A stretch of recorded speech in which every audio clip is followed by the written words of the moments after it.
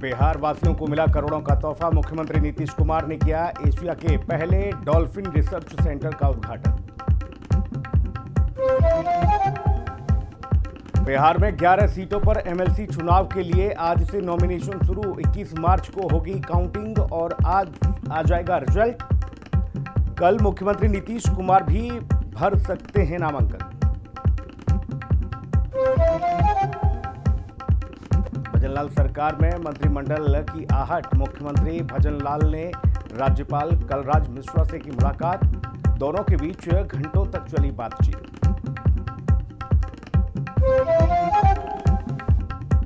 चित्तौड़गढ़ पहुंचे सीपी जोशी ने किया चुनावी कार्यालय का उद्घाटन। सांसद प्रत्याशी घोषित होने के बाद किया पहला दौरा।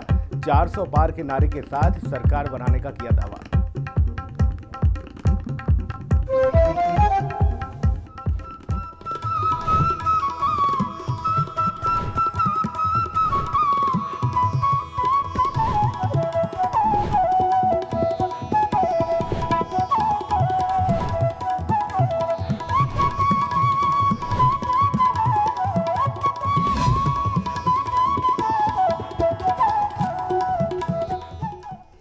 नमस्कार, हिंदी खबर देख रहे हैं आप। मैं हूं आपके साथ सुनील सिंह पौरुष। बुलेटिन की शुरुआत करेंगे बिहार की खबरों के साथ।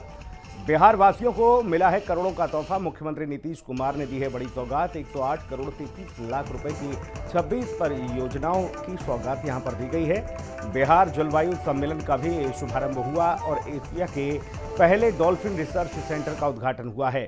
मुख्यमंत्री के साथ दोनों उप मुख्यमंत्री भी मौजूद रहे। मुख्यमंत्री नीतीश कुमार ने पटना में बिहार जलवायु सम्मेलन और प्रदर्शनी के साथ ही राष्ट्रीय डॉल्फिन शोध केंद्र का उद्घाटन किया है। उद्घाटन समारोह में उप मुख्यमंत्री सम्राट चौधरी और विजय सिन्हा भी उनके साथ मौजूद रहे। आपको बता दें कि पटना में भारत और एशिया का पहला डॉल्फिन रिसर्च सेंटर का उद्घाटन किया गया है। मुख्यमंत्री नीतीश कुमार लोकसभा चुनाव से पहले लगातार योजनाओं का उद्घाटन और शिलान्यास कर रहे हैं और उसी के तहत 108 करोड़ 33 लाख रुपए की लागत से पार्क, इको टूरिज्म, भू जल संरक्षण और आधारभूत संरचना के विकास की करीब 26 योजनाओं का उद्घाटन और शिलान्यास किया है। तो वहीं मुंगेर वानिकी महाविद्यालय का बिहार वानिकी महाविद्यालय और शोध संस्थान के रूप में उन्नयन और नामांकन किया गया है। तो ये बड़ी खबर आपको बता रहे हैं।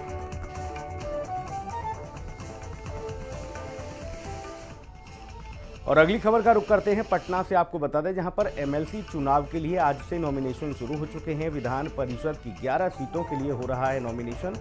मुख्यमंत्री नीतीश कुमार का कार्यकाल भी हो रहा है खत्म। 21 मार्च को एमएलसी चुनाव के लिए होगा मतदान और 5 मार्च को मुख्यमंत्री नीतीश कुमार भी कर सकते हैं नॉमिनेशन। तो ये बड़ी खबर आपको बता रहे हैं। बिहार विधान परिषद में खाली होने वाली 11 सीटों पर आज से नॉमिनेशन शुरू हो गया है।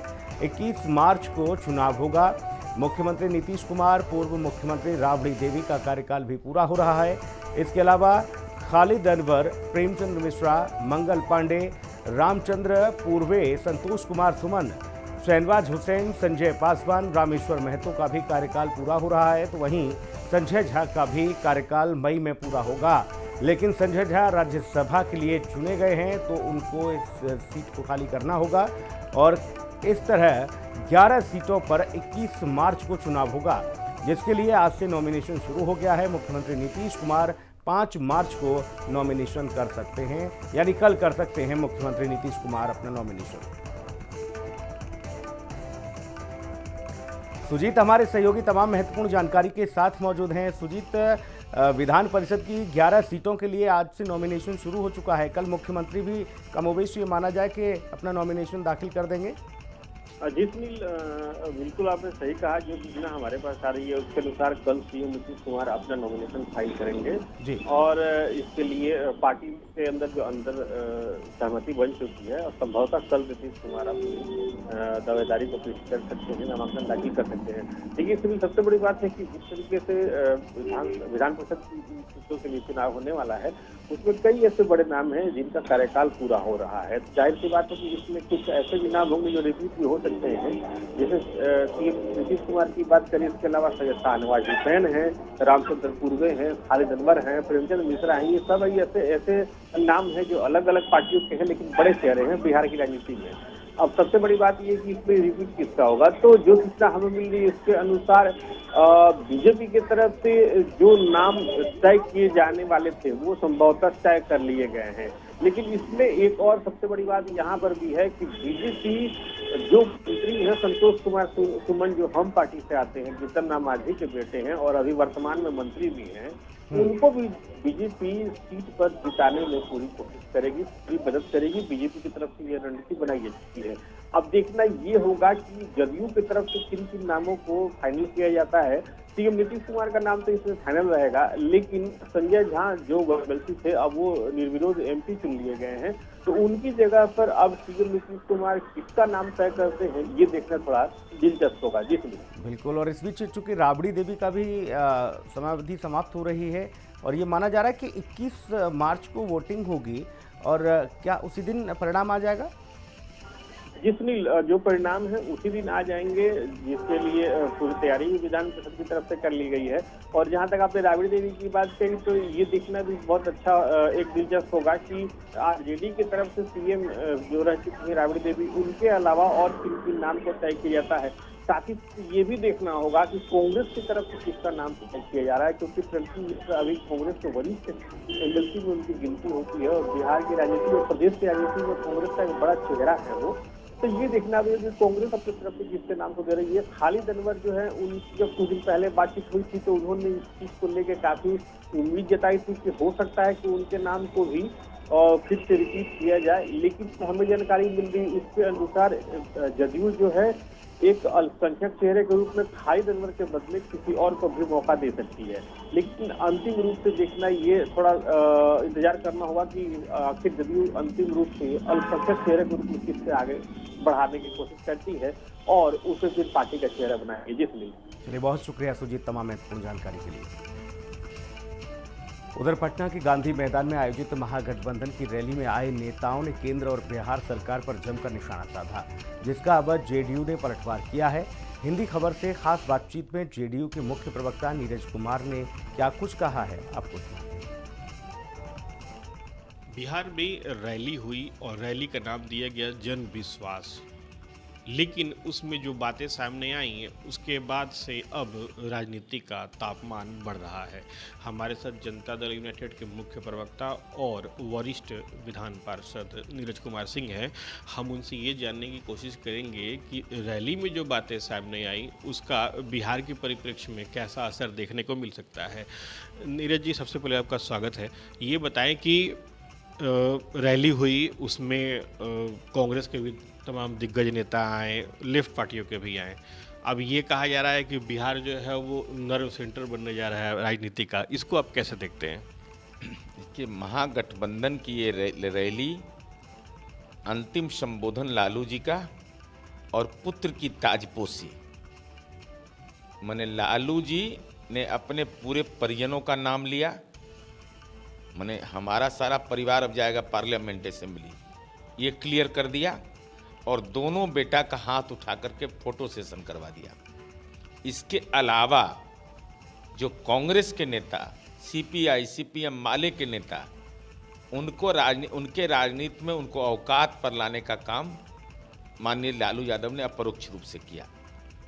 अब राजनीति का नर्व सेंटर तो बनेगा, इससे कौन इनकार करता है, लेकिन उसमें आप कहीं नहीं रहिएगा, क्योंकि बिहार की जनता ऐसे लालू यादव का जो कृत्य रहा है उसको याद करके सिहर जाती है। और परिवारवाद का आदरणीय प्रधानमंत्री जी ने आरोप लगाया था, कल तो दिखाई पड़ गया, वो साफ साफ दिखाई पड़ गया। इसलिए राजनीति का तो केंद्र बिंदु है ही बिहार, लेकिन बदलाव का केंद्र बिंदु नहीं होगा, यह कंटिन्यूटी का होगा। जैसे लालू जी पिछला चुनाव में इनकी पार्टी 0 पर आउट हो गई थी, उम्मीद है कि अगले चुनाव में भी यही असर होगा। अच्छा, एक बहुत ही इंटरेस्टिंग चीज़ सामने दिखने को मिली कि जो भाषण चल रहे थे, जो बड़े नेता दे रहे थे, उसमें 17 महीने का जिक्र हो रहा था, लेकिन लालू राबड़ी शासनकाल के 15 साल का जिक्र किसी ने नहीं किया। इस पे क्या कहना चाहेंगे? उसका कारण है ना कि लालू जी राबड़ी जी अराजकता के प्रतीक माने जाते हैं, तो ऐसा पुत्र आपको कलयुग में नहीं मिलेगा जो माँ पिता का सम्मान तो करे लेकिन माँ पिता के कार्यों की चर्चा नहीं करे। तो 17 महीने तो चाचा के कार्यकाल की चर्चा करो ना। अगर करना है तो चाचा के कार्यकाल का करिए, माँ पिता के कार्यकाल की चर्चा करने से गुरेज क्यों करते हैं आप? क्या परेशानी आपको है? जब आप बोलते हैं कि सामाजिक न्याय के योद्धा हमारे पिता हैं, हमको गर्व है अपने पिता पर, तो अपने पिता के काम पर गर्व नहीं करिएगा। अरे गर्व करिएगा ना कि 135 चरवाहा विद्यालय हमारे पिता ने खोला, 118 नरसंहार हमारे पिता के कार्यकाल में हुआ, सारे इंजीनियरिंग कॉलेज हमने बंद करा दिए, सारे ट्रेनिंग स्कूल टीचर का हमने बंद करा दिया। ये सब तो शानदार फहरिस्त आपके पास है। एक चीज़ और यहाँ पे देखने को मिली कि हिंदुत्व का भी जिक्र किया गया और सीधे सीधे निशाने पे पीएम मोदी रहे। इस ढंग का आचरण लालू जी यह सही नहीं है। इस देश के अंदर में धार्मिक परंपराएं अलग अलग हैं। अब इसी बिहार के अंदर में जब किसी व्यक्ति की मृत्यु होती है तो मुखाग्नि देने वाला उस दिन भी माथा मुंडन कराता है, बहुत जगह 10 कर्म के दिन भी कराता है। ये क्या मतलब है इसका? क्या मैसेज देना चाहते थे लालू जी ये बात को है? फूहड़पन है लालू जी का। फूहड़पन जिसको कहते हैं, लालू जी का फूहड़पन ही सब रहा है, पहले से आदत में शुमार रहा है। इस ढंग का व्यक्तिगत टिप्पणी कोई करता है? भाई इस देश की अलग अलग परंपराएं हैं, नॉर्थ ईस्ट में कौन माथा मुड़वाता है? आप चले जाइए नॉर्थ ईस्ट में, उसकी अलग परंपरा है। बेगूसराय की अलग परंपरा है, मोकामा की अलग परंपरा है, नौबतपुर की अलग परंपरा है, मिथिला की अलग परंपरा है। भाई इस देश की परंपराएं अलग अलग हैं और आप ये सब बात बोलिएगा लालू जी तो हो सकता है आप पर भी लोग टिप्पणी करना शुरू कर दें। सुजीत कुमार, पटना, हिंदी खबर। और अगली बड़ी खबर भी पटना से आपको बता दें, लालू यादव के बयान पर बीजेपी का हमला देखने को मिला है। बीजेपी नेता रविशंकर का लालू यादव पर पलटवार देखने को मिला। महागठबंधन की रैली पर बीजेपी नेता का बड़ा बयान। लालू बेशर्मी भरी बात बोलते हैं, रविशंकर ने ये बात कही। उन्होंने कहा कि प्रधानमंत्री मोदी राम भक्त हैं, सनातन भक्त हैं। तो ये बड़ी खबर, लालू प्रसाद यादव का बयान बेशर्मी भरा था। बेशर्मी से लालू बोलते हैं, प्रधानमंत्री मोदी राम भक्त हैं, सनातन भक्त हैं। रविशंकर प्रसाद ये कहते नजर आए। लालू यादव के बयान पर अब बीजेपी हमलावर हो गई है। तो ये बड़ी खबर पटना से, बीजेपी नेता रविशंकर प्रसाद का लालू यादव पर बड़ा पलटवार। महागठबंधन की रैली पर बीजेपी बेशर्मी भरी बात लालू प्रसाद बोलते हैं, जिनकी पूरी राजनीति मुस्लिम परस्ती पर रहती है, जिनके राज्य में पीएफआई आगे बढ़ते हैं, जिनके शासन में वोट के लिए आतंकवादियों से समझौते करने की बात होती है, वो फेक हिंदू कहते हैं। नरेंद्र मोदी राम भक्त हैं, सनातन भक्त हैं। पटना सिटी के राजकीय मध्य विद्यालय कस्बा करीमाबाद को तोड़ने के लिए जिला प्रशासन की टीम बुलडोजर लेकर पहुंच गई और इससे स्थानीय लोग आक्रोशित हो गए। इस दौरान स्थानीय लोगों ने माफिया और सरकार की मिलीभगत का आरोप लगा दिया। लोगों का कहना है कि गैर मजरूआ जमीन पर भूमाफिया कब्जा कर रहे हैं, उनको बेच दिया जा रहा है। प्रशासन की मिलीभगत से जमीन बेची जाती है और अब प्रशासन स्कूल ध्वस्त करने पहुंची है। यह अन्याय है। फिलहाल मामले को देखते हुए प्रशासन एहतियात बरत रहा है। अभी तक किसी वरिष्ठ अधिकारी ने इस मामले पर कोई भी बयान नहीं दिया है।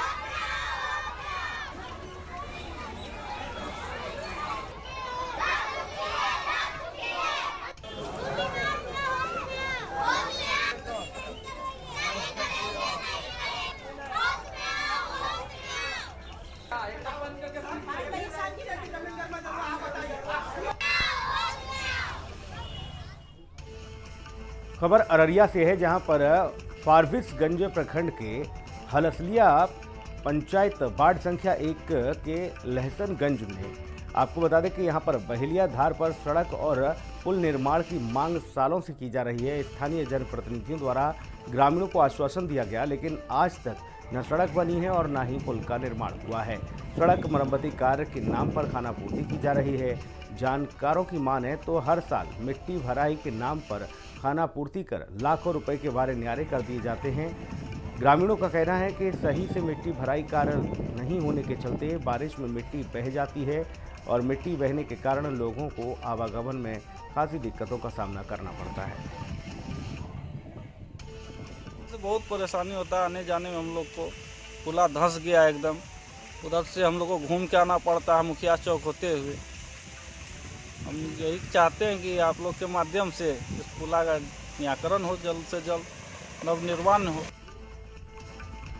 खबर बिहार की किशनगंज से है, जहां पर जिले के ठाकुरगंज और कोठिया प्रखंड में नाबार्ड प्रायोजित उर्मिला मशरूम प्रोड्यूसर कंपनी किसानों को मशरूम की खेती करने के लिए जागरूक कर रही है। और इस दौरान सीईओ प्रवीज आलम ने बताया कि अब तक जिले में करीब 4000 किसानों को मशरूम और बलीना की खेती करने से जोड़ा जा चुका है। साथ ही संस्था का लक्ष्य है करीब 50,000 किसानों को इस योजना के साथ जोड़ा जाए। हम लोग ठाकुरगंज प्रखंड कोठिया प्रखंड में ऑस्टर मशरूम की खेती अभी तक 4000 किसानों को हम लोग करवा रहे हैं। लक्ष्य है कि हम लोग 50,000 लोगों को मशरूम की खेती से जोड़ेंगे सर। वेनिला के हम अभी तक हम लोग का वेनिला 4000 प्लांट जो क्षेत्र में लग चुका है और 10 मार्च के बीच में और 4000 प्लांट लगवाने का लक्ष्य है हम लोग का। उधर बक्सर की नगर परिषद की अगर बात की जाए तो यहाँ वर्तमान बोर्ड के अध्यक्ष और अधिकारियों पर लापरवाही का आरोप लगाते हुए नगर परिषद के सफाई कर्मियों ने अचानक से हड़ताल पर जाने का ऐलान कर दिया, जिससे अफरा तफरी मच गई। बक्सर नगर परिषद में ठेकेदारों के माध्यम से सफाई कर्मी दैनिक वेतन भोगी के रूप में कार्य कर रहे हैं। इन सफाई कर्मियों ने सोमवार को बगैर सूचना दिए हड़ताल कर दी और इससे शहर में सफाई व्यवस्था बाधित हो गई। सफाई कर्मियों ने दैनिक न्यूनतम मजदूरी की राशि में वृद्धि करने और जल्द से जल्द स्थायी कर्मचारियों के रूप में नगर परिषद में नियुक्ति देने और अवमानना, यहाँ पर आपको बता दें कि लगातार लोगों की है और मनमाना रवैया अख्तियार करके एनजीओ पर कार्रवाई की मांग की गई है। सोमवार को नगर परिषद की कार्यपालक पदाधिकारी के कार्यालय आने से पहले ही नगर परिषद के गेट पर जमा होकर सैकड़ों कर्मचारियों ने जमकर हंगामा और नारेबाजी की। गरीब के शोषण होता, गरीब मजदूर काम करता रहन, ओकर 100% पैसा नहीं के मिलत, जो सरकार द्वारा पारित बा वो पैसा नहीं के मिलत। इन लोग के पुरान मजदूर के जौन बा 404 रुपया, नया मजदूर के 303 रुपया मिलता। हमारा कहे के मतलब बा कि पुरान मजदूर के 495 रुपया और नया मजदूर के 385 रुपया मिले के चाहिए, लेकिन जौन अंतर होता ये पैसा कहाँ जाता। एक घड़ी जौन बा और बढ़ के बाद 611 रुपया हो गई बा, 611 रुपया हो गई बा और नया मजदूर के 504 रुपया हो गई बा। ये जौन अंतर जाता ये कहाँ जाता।